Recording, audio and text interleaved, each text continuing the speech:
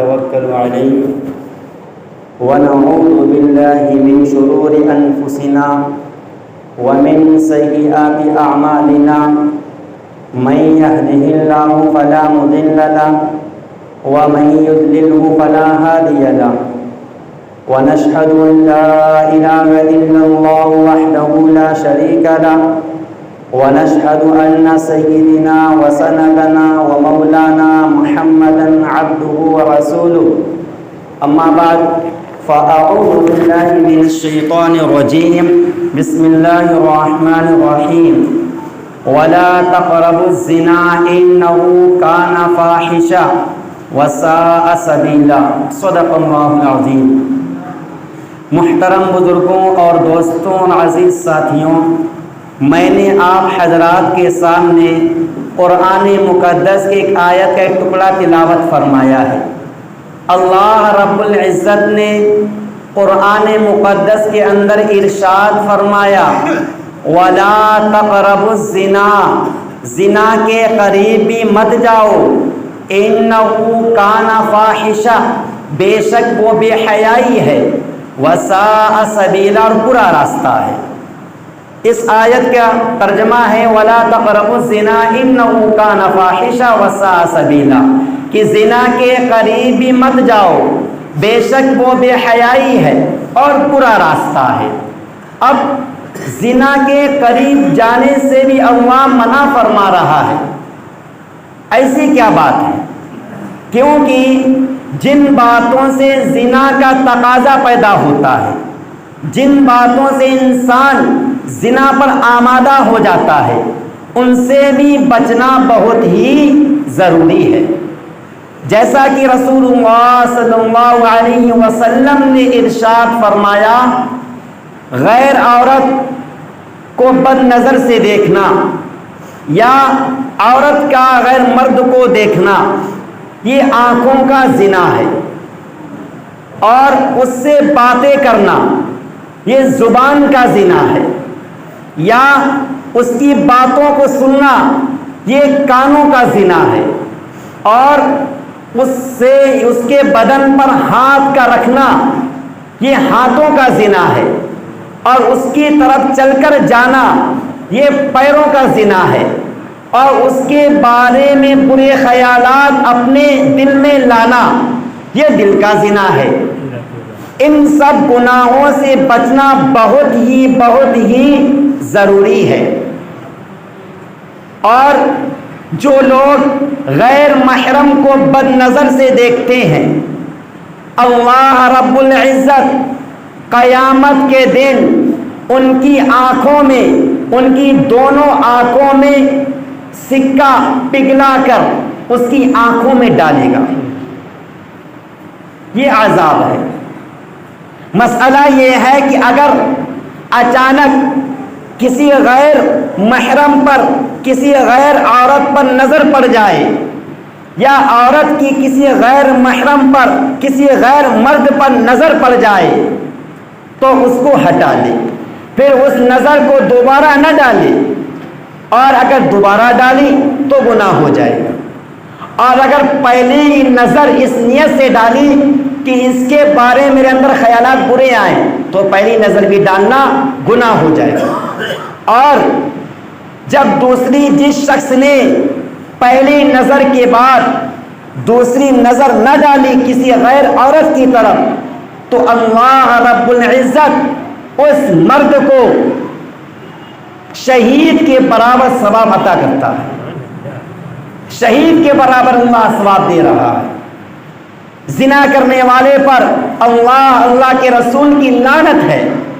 اور مسئلہ یہ ہے کہ اگر زنا کرنے والے مرد عورت شادی شدہ ہیں تو شریعت کی طرف سے ان دونوں کو پتھر مار کر ختم کر دینا چاہیے، اور اگر زنا کرنے والا مرد شادی شدہ ہے اور عورت غیر شادی شدہ ہے تو مرد کو پتھر مار کر ختم کر دیا جائے، اور عورت کو جو غیر شادی شدہ اس کے 100 کوڑے مارے جائے۔ یا عورت شادی شدہ ہے، مرد غیر شادی شدہ ہے، تو عورت کے پتھر مار مار کر ختم کر دیا جائے اور شوہر کے 100 کوڑے مارے جائیں۔ یہ شریعت کا حکم ہے۔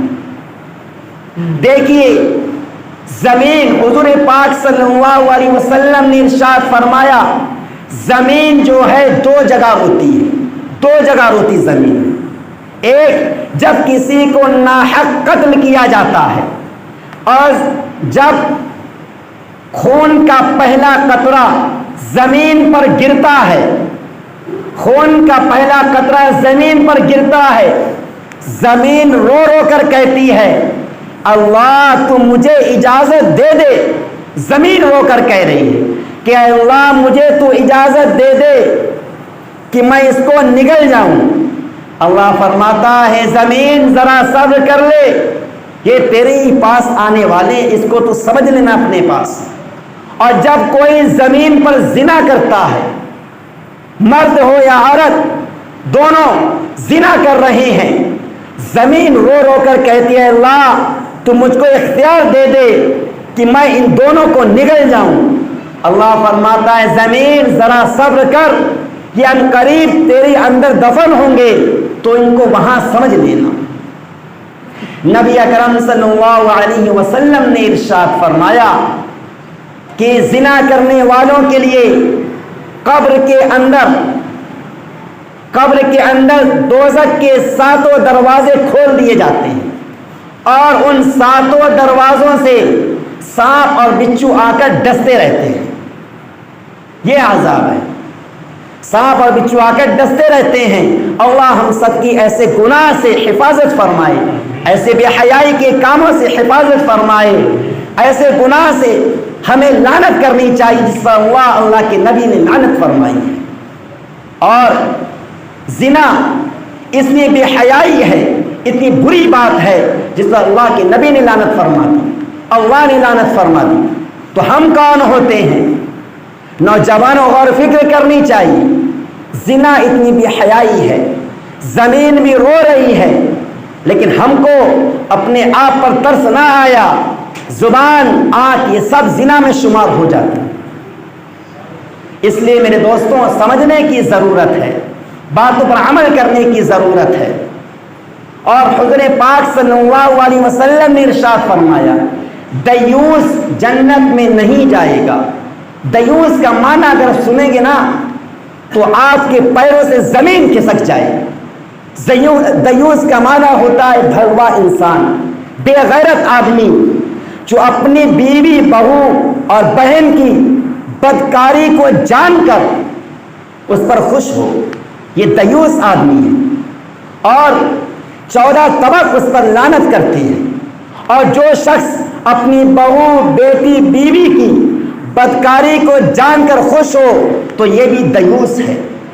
اور ان کو تیار اس لیے کرتا ہے، اس لیے کپڑے اچھے پہناتا ہے تاکہ اس کو غیر مرد دیکھیں، تو یہ کپڑے پہنانے والا بھی دیوس ہے۔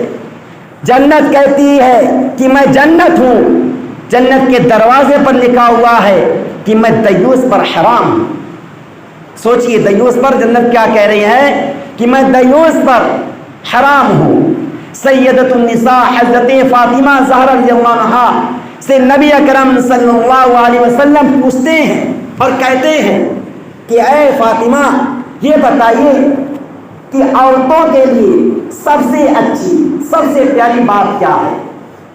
آپ نے بتایا اے ابا جی عورتوں کے لیے سب سے اچھی بات یہ ہے کہ وہ غیر مرد کو نہ دیکھے اور نہ کسی اور غیر محرم سے پردہ کرے۔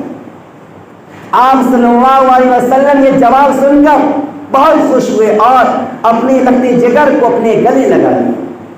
اللہ کے نبی کا خوش ہونا زمین و آسمان کی نعمت سے بڑھ کر ہے، مگر ہم سب نے تب کو اور حضرت فاطمہ رضی اللہ عنہا نے مرنے سے پہلے اتنا ان کو خوف تھا، اتنی فکر تھی کہ مرنے کے بعد میرے جنازے کو کوئی نہ دیکھے، اس لیے پردے کی شکل میں ایک گہوارہ تیار کیا گیا۔ جب وہ گہوارہ تیار ہو گیا تو آپ کو دکھایا گیا تو آپ بہت خوش ہوئی اور وصیت فرما دی کہ ایسا ہی گہوارہ میری وفات پر بنانا، اس پر پردہ ڈال دینا تاکہ کوئی بھی میرے جنازے کو نہ دیکھے۔ اپنے آدمیوں سے پردہ کرنا کس سے؟ آپ کے چہرہ کھولنا اور بازو کھولنا، پنی کھولنا، یہ اپنے مردوں کے لیے اگر کھل جائے تو جائے تو کوئی حرج نہیں ہے۔ اپنے مرد وہ لوگ ہیں، باپ، دادا، نانا، بھائی، بھانجا اور سسر، یہ اپنے لوگ، ان پر نکاح کرنا ان سے حرام ہے، تو ان سے نکاح کرنا حرام ہے۔ اگر آپ کے بازو پنڈلی کھل جائے تو کوئی حرج نہیں، لیکن زبرن کھولنا بھی جائز نہیں۔ اور اپنے مردوں کے علاوہ جن سے نکاح کرنا حلال ہے، جیسے کہ دیور، جیٹھ، ماموں زاد بھائی، خالہ زاد بھائی، پھوپھی زاد بھائی، ان سے بھی پردہ کرنا چاہیے۔ جب ان لوگوں سے پردے کا اتنا حکم ہو رہا ہے تو آپ جانیے کہ غیر لوگوں سے پردے کا کتنا حکم ہوگا، سمجھنا چاہیے۔ بعض لوگ کہتے ہیں کہ یہ لوگ ہم سے پردہ کروا دیا، ہماری نیت کا کھوٹ تھا۔ نہیں، یہ شریعت کی بات ہے کہ آپ کو پردہ کرنا پڑے گا۔ آپ صلی اللہ علیہ وسلم کے گھر کے اندر کسی نے دروازے سے جھانکا، آپ نے فرمایا اگر مجھے معلوم ہوتا کہ تو ہے تو میں تیری دونوں آنکھیں پھوڑ ڈالوں۔ جب تم گھر میں جھانک لیا پھر اندر آنے کی، مانگنے کی اجازت کیا ہے؟ تو اس سے معلوم ہوا کسی گھر پر جھانکنا تاکنا یہ حرام ہے، اللہ کی نبی کی ناراضگی ہے۔ نبی اکرم صلی اللہ علیہ وسلم، بخاری شریف کی حدیث ہے، مسلم شریف کی حدیث ہے، حضرت اسامہ بن زید رضی اللہ عنہ روایت کرتے ہیں کہ نبی اکرم صلی اللہ علیہ وسلم نے ارشاد فرمایا کہ ایک شخص کو بلایا جائے گا اور اس کو دوزخ میں ڈال دیا جائے گا، اس کی پیٹ سے اکڑیاں نکلے گی، وہ ان کو جمع کرتا رہے گا جیسے کہ گدھا پنچکی کے سامنے گھومتا رہتا، اور اس سے دوزخی لوگ کہیں گے کہ تجھے کیا ہوا؟ تو بہت لوگوں کو نصیحت کرتا تھا، دنیا میں بہت اچھے کام کرتا تھا، آج تجھے کیا ہوا دوزخ میں؟ وہ جواب دے گا کہ ہم دنیا میں لوگوں کو نصیحت کرتے تھے، دنیا میں لوگوں کو اچھی باتیں بتاتے تھے، لیکن خود عمل نہیں کرتے، اس لیے عذاب ہو رہا ہے۔ میرے دوستوں، حضور پاک فرماتے ہیں کہ جب مجھ کو معراج ہوئی تو میں نے دوزخ کے اندر ایک تنور کو دیکھا، اس کا منہ جو ہے بہت ہی تنگ ہے لیکن پیٹ اس کا بہت چوڑا ہے، اس میں ننگے مرد اور عورتیں ہیں، ان سے سانپ اور بچھو لپٹے ہوئے ہیں، ان کی شرمگاہوں سے خون اور پیپ نکل رہا ہے، دوزخی لوگ ان کے خون اور پیپ کو بدبو سے رو رہے ہیں۔ جبریل امین سے آپ نے پوچھا، جبریل امین یہ کون لوگ ہیں؟ جبریل امین نے فرمایا ہے اللہ کے نبی، یہ وہ لوگ ہیں جو دنیا میں زنا کرتے ہیں۔ میرے دوستوں، ایسی بے حیائی کے کاموں سے باز آ جائیں۔ نکاح ایک سے ہوگا، کسی کی لڑکی کی طرف غیر نظر، غلط نظر سے نہ دیکھیں۔ اس لیے دوستوں، ایسے زنا کے کاموں سے ہم کو بچنا چاہیے، آنکھ کے زنا سے بچنا چاہیے، زبان کے زنا سے بچنا چاہیے۔ مجھے امید ہے کہ آپ لوگ ایسے بے حیائی کے کاموں سے بچے گا انشاءاللہ۔ کہو انشاءاللہ۔ اللہ ہم سب کو عمل کرنے کی توفیق عطا فرمائے۔ وما علینا الا البلاغ۔